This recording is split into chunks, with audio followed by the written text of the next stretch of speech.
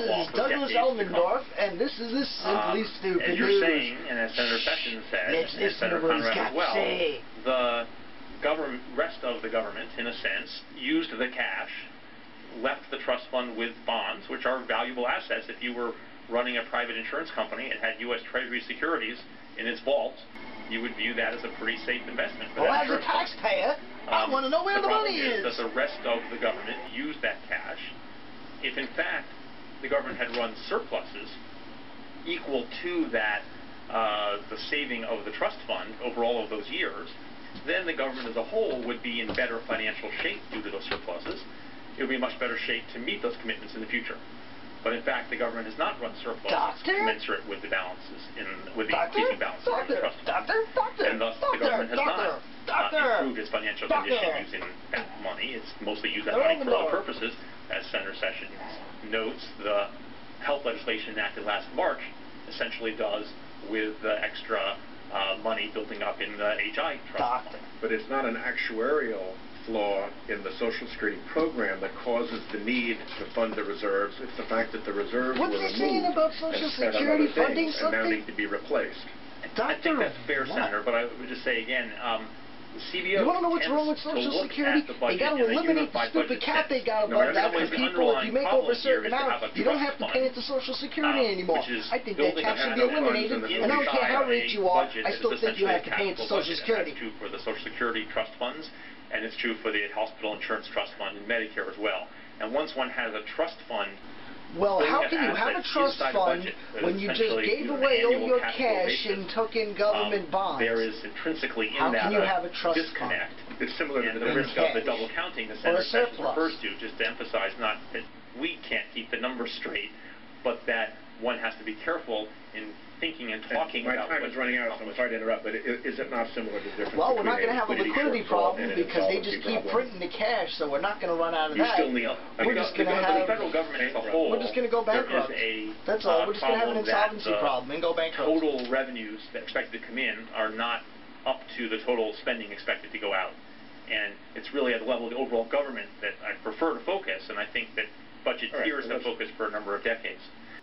They've been trying to figure this out for decades? Well, as far as I'm concerned, here's a good example of why they're not getting in enough income. Back in 2009, 24 top hedge fund managers made over $1 billion each. That's right, they made over $1 billion each. And the top owner was $4 billion. And guess what? Their tax rate was only 15%. While the middle class people like me, you, and everybody else making under a certain amount of money, I'm not making anything, I'm unemployed, but as far as I'm concerned, you know, we're paying a 25% tax bracket, and they're only paying 15%. And they made billions of dollars, and they got a 15% tax bracket in 2009. Well, there's your problem. Now that's stupid. Let me go on to one other point. I don't have a lot of time remaining, but it's been recently said that our debt is the product of acts by many presidents and many Congresses over many years. I do want to single out one president, and that was President Clinton.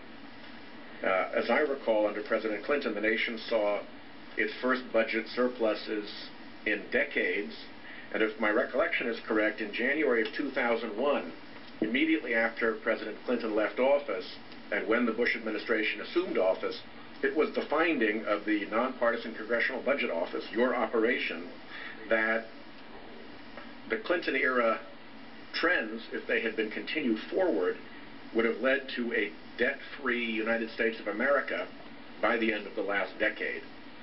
So, is that correct? I believe that's correct, Senator.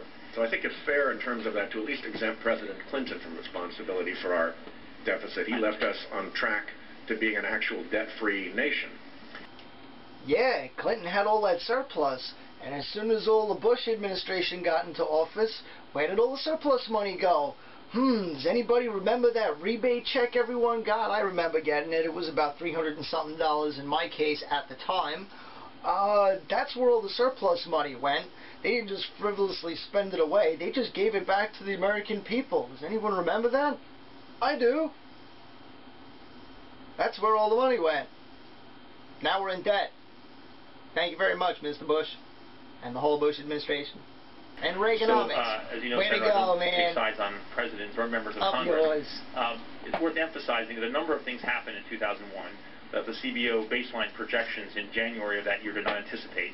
One was very important changes in tax policy, which baseline is not designed to anticipate. But those weren't. The other was a recession. And then what was that? Those weren't the fault That of was the President Bush Clinton. tax And the cut other out of era. office, but- And here we go. I don't talk Let's in listen precedent to terms. this. I'm talking about This is They getting took good. place after the president had left office. That's correct. Matter of calendar. The other thing that happened was that the economy fell into recession, suffered a very large decline in the value of stock prices, and Again, after then President Clinton revenues left office. fell very well. In fact, at the time there was some dispute about exactly when the recession had started. As of January 2001, you were predicting a debt-free nation. Your organization was predicting a debt-free nation. Yes, but the point I'm trying to make is that there were economic developments and changes in the amount of tax revenue collected for a given economy that were also adverse to the budget outcomes. And I don't remember offhand, I think CBO had looked at this, but I don't remember offhand how much of the deterioration in the budget that occurred after that was due to legislation and how much was due to revisions to the economic and technical projections. I'm not trying to fault your predictive capabilities, and I'm not trying to fault the January 2001 report. I'm just trying to point out that at least one president really did the best that he could, and that's not something you need to react to because I know you don't speak in those terms, but for the sake of my colleagues. Thank you. My time has expired. Senator Johnson. Thank you, Mr. Chairman. I'd like to just comment on your earlier comments in terms of, I believe this country hungers for leadership. And I certainly would be one willing to step up to the plate also and take the lead on this budget, trying to restore some fiscal sanity to this nation. Well, I thank the senator for that. Thank you. Dr. Elmendorf, just a couple quick questions. Getting back to dynamic versus static scoring, does the CBO ever go back and study what estimates had done from a standpoint of revenue and figure out what the actual results were and just compare what your estimates were? We certainly do go back and look at our performance as best we can evaluate it. We don't do the revenue estimates. We do the revenue baseline projections in this report, but the estimates of the effects of particular pieces of revenue legislation are done by the staff of the Joint Committee on Taxation, so we don't go back and reevaluate those. We do look at our economic forecasts and report once a year, I think, on how accurate they have been. Every outlook or update reports on the revisions from the previous outlook, so one can see where you can see, as well as we can see, where we've gone wrong. We also look back when we can at how different pieces of legislation have unfolded relative to our estimates on the spending side. That can be harder to do than one might expect because many forces are impinging on the outcomes. And the fact that the outcome looks different than we thought it would at the point some legislation was passed might be that we had the wrong estimate of the legislation, or it might be we had the wrong estimate of everything else that was going on. Sure. So it's harder to tell, but we do try. But I guess I'm really trying to zero in on revenues in particular. And I'm thinking in reaction to if taxes are going to increase, do we really get this tax revenue that we were expecting to do those types of studies? So if you know of anybody who's done that, I'd be interested in seeing that in my office. In terms of scoring the health care bill, I got an idea for a health care bill. Why don't they take away the ability for the health care industry to make profits off the stock market?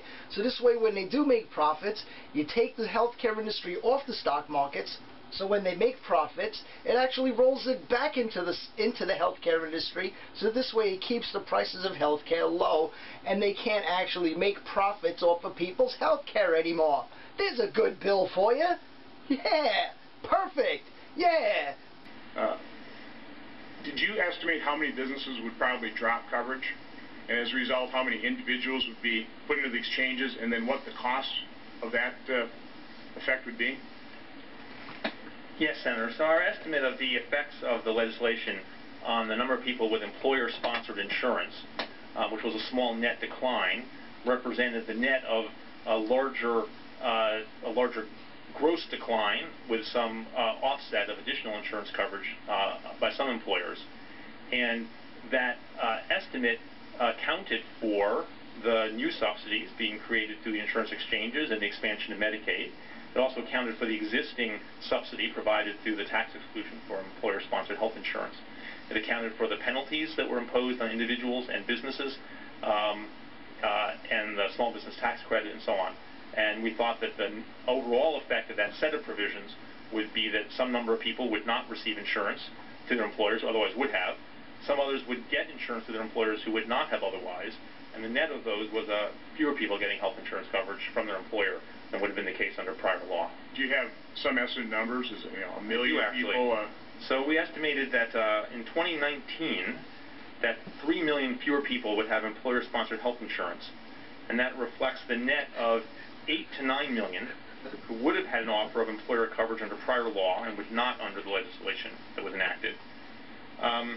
6 to 7 million who would not have been covered under prior law but would have had that coverage under the legislation. And another 1 to 2 million people who would have an offer of employer-based coverage but would get covered in the exchanges instead, either by having an exemption to some of the rules or by sneaking around the rules. Can you give my office the details of that? Yes. Okay. Of course. I would like to talk a little bit about, you were talking about the automatic stabilizers of a balanced budget amendment. Would a amendment that would just limit spending to 20% of GDP or 18 or 19% of GDP, would that kind of circumvent that problem? I mean, would that allow us to have those automatic stabilizers still be effective?